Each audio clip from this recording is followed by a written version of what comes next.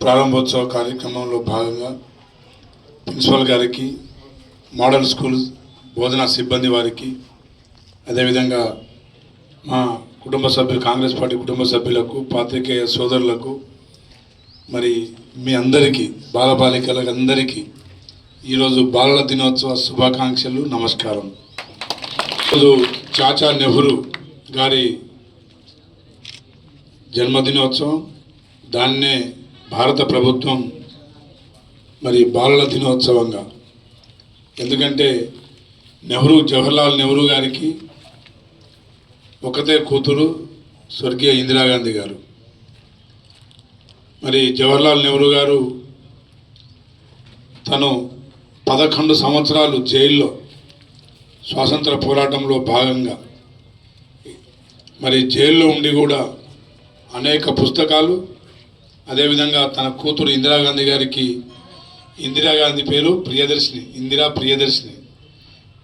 ప్రియదర్శిని గారికి మీ వయసులో ఉన్నప్పుడు జైలు నుండి లెటర్స్ రాసేవారు. ఇందిరాగాంధీ గారిని ప్రేరేపించినవి జవహర్లాల్ నెహ్రూ గారి మాటలు కాదు, లెటర్లు. ఆ లెటర్లలో వారికి రాజకీయం, స్వాతంత్ర ఉద్యమం, అదేవిధంగా సామాజిక బాధ్యత, అదేవిధంగా విద్య, అన్ని రంగాల్లో ఇందిరాగాంధీ రాణించాలనే వారి కోరిక.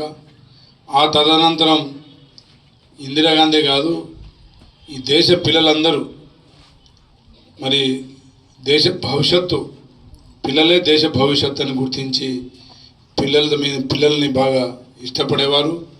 పిల్లల కోసం ఈరోజు భారతదేశ యావత్తుగా ఉన్న ఇంజనీరింగ్ కాలేజీలు కావచ్చు, ఆర్ఈసీలు, రీజనల్ ఇంజనీరింగ్ కాలేజీలు కావచ్చు, ఐఐటీలు కావచ్చు, All India Institute of Medical Sciences కావచ్చు, అదేవిధంగా Indian Institute of Administration Management ఐఐఎంలు కావచ్చు, ఐఐబిఎస్లు కావచ్చు, ఏది స్థాపించినా జవహర్లాల్ నెహ్రూ గారి పంచవర్ష ప్రణాళికలో భాగం.